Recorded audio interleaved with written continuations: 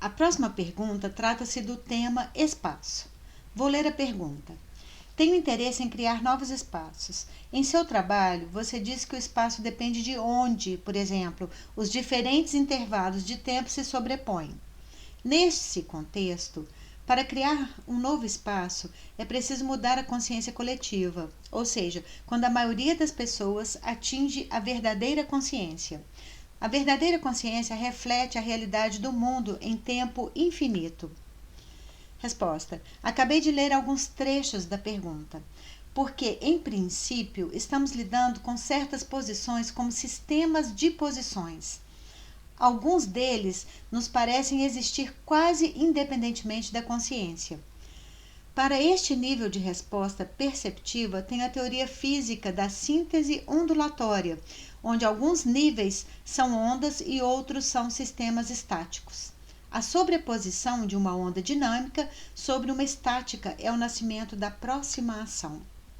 Por exemplo, se introduzirmos um conceito tão convencional como o tempo e dissermos que estamos vinculados a ele, embora o tenhamos introduzido como um sistema convencional, então na realidade temos um contexto de controle que influenciamos o espaço físico. Portanto, pode haver uma mudança no espaço físico que é independente da consciência. Agora mostro um sistema simples no nível óptico. Cuidado no local. Nesse caso, como o plano óptico está relacionado ao que é um controlador real? Porque eu introduzo tempo relativamente convencional. E neste contexto temos influência na estrutura mais geral da consciência coletiva. Se nos aprofundarmos no nível de compreensão desse processo, perceberemos uma construção de forma de nó da qual, entre outras coisas, emergirá a fase estática da consciência coletiva, por exemplo, o oxigênio, a própria Terra, alguns micro-objetos. Podemos afetar o espaço simplesmente mudando as características da passagem do tempo. Existe uma característica como a passagem do tempo. O que o tempo cria? Existe esse termo convencional na consciência coletiva, mas o que cria o tempo? Como acelerá-lo? Ou, ao contrário, desacelerá-lo? Para a organização deste termo, muitos sistemas, como novas salas, são usados. Aí segue a organização e criação características consequentes do novo espaço, adotadas após o pensamento ou após o controle. O todo parece um fogo de artifício, onde cada flash é um espaço novo de pensamento ou espaço real do tipo físico. Por exemplo, se você olhar para uma camada geofísica, poderá ver que ali a estrutura do tempo se expressa em um ambiente espacial diferente. Uma estrutura temporal tem uma característica espacial no sentido geofísico, a outra. Neste caso, simplesmente cheguei à realização desta tecnologia na matéria física de acordo com o nível de consciência coletiva. Se você se aprofundar ainda mais, o sentido original da organização de toda a matéria física é visto na perspectiva das fontes primárias da consciência coletiva, onde existem espaços primordiais, mas ainda funcionalmente homogêneos, ainda não bem desenvolvidos do pensamento e do controle lá. Desta forma, é melhor criar o conceito de criação de novos espaços nos canhões da consciência coletiva e no nível do macro-resgate. Ao criá-los, é preciso saber que todos os processos estão conectados na consciência coletiva. Portanto, pode ser que o controle de processos convencionais cause alterações em processos mais estáticos. Pergunta: que tecnologias são usadas para a prevenção de desastres tecnogênicos, desastres naturais, etc.? Quais sistemas de diagnósticos podem ser usados?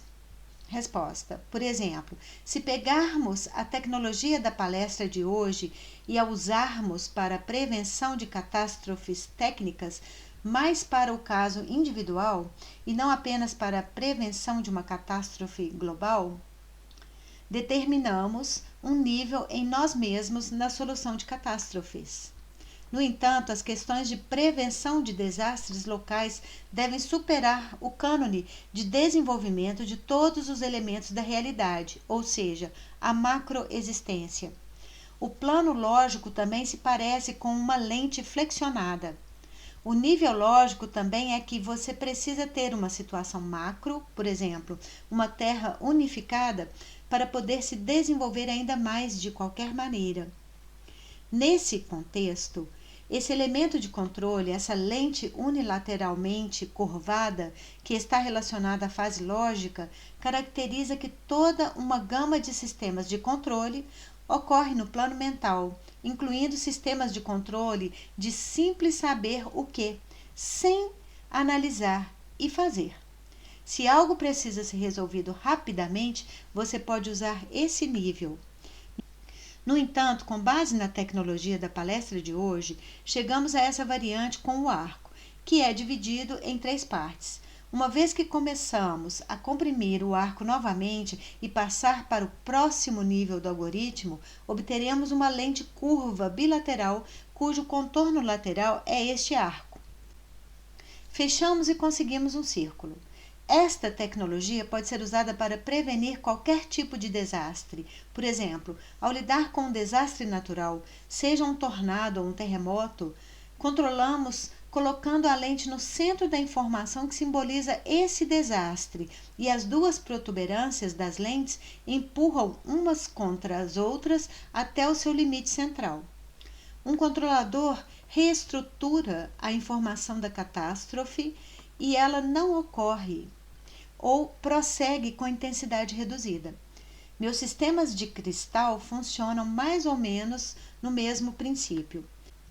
Agora pense em onde você pode realmente usar essa tecnologia e execute-a como um exercício prático. Coloque 2 esferas, uma com um raio de 2 metros, a outra esfera dentro da grande. Execute os controles no raio da esfera menor para preservar o nervosismo da lente e evitar um desastre natural. Vou assistir até lá. Neste caso, você trabalhou com possíveis desastres naturais. Você pode trabalhar com isso da mesma maneira, mas no espectro de tempo infinito, seja 1 milhão de anos ou menos. Trabalhe com o que você vê e tempo. Um possível desastre natural, talvez não um grande, não corrija as informações sobre uma possível destruição macro. Sempre condense as informações sobre a destruição de macros de forma que sejam resolvidas no menor tempo possível.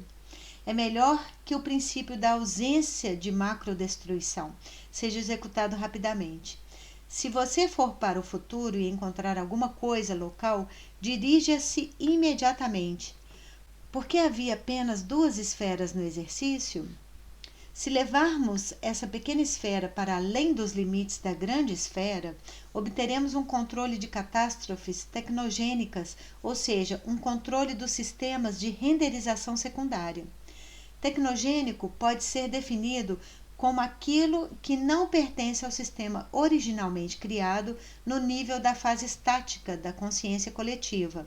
Depois de tirar esse sistema renderizado secundário, você obtém uma lente recuada de dupla face.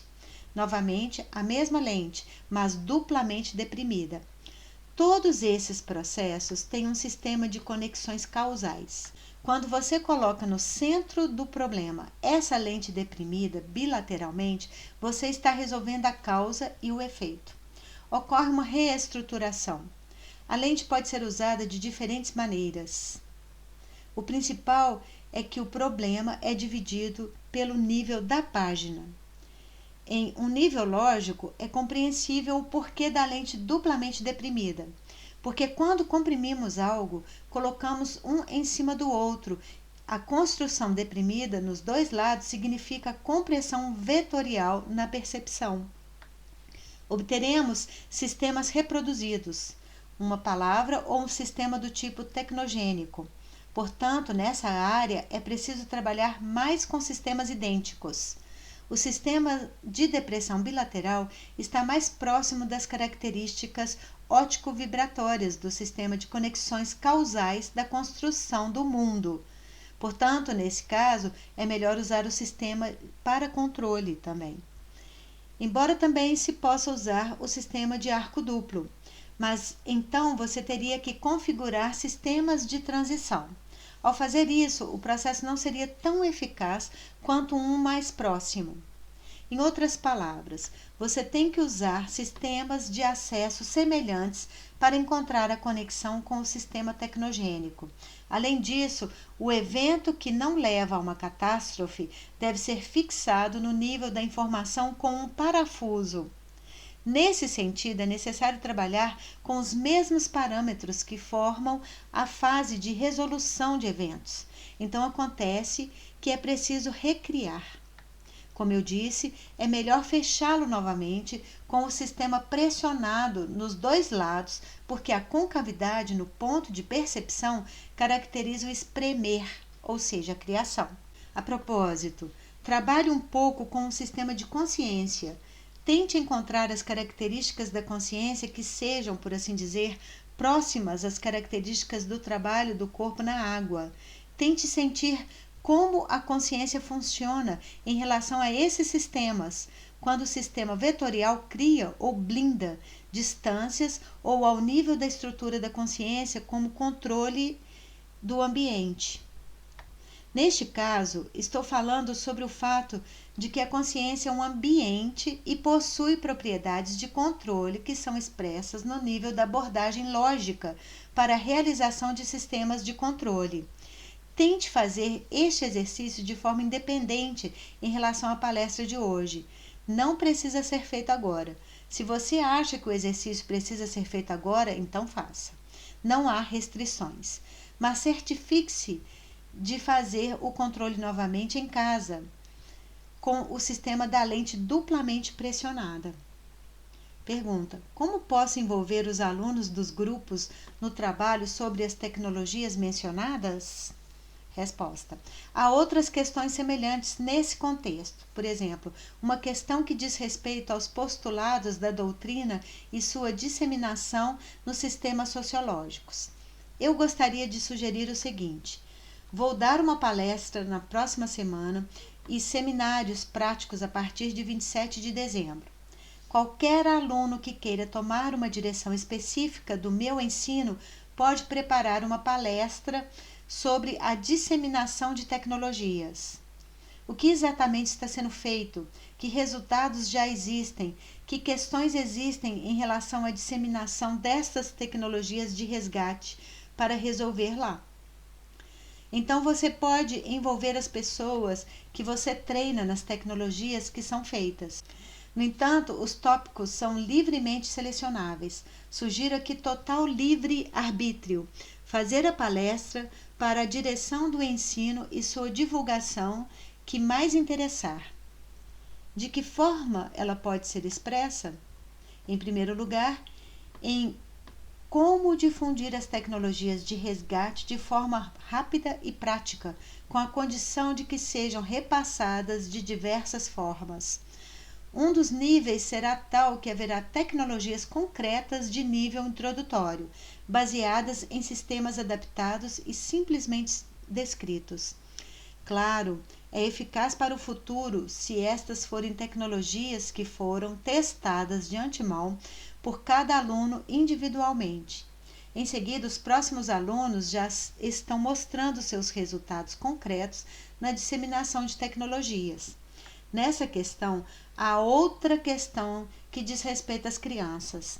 Eu tenho essas tecnologias para crianças, desde o nascimento e até antes disso.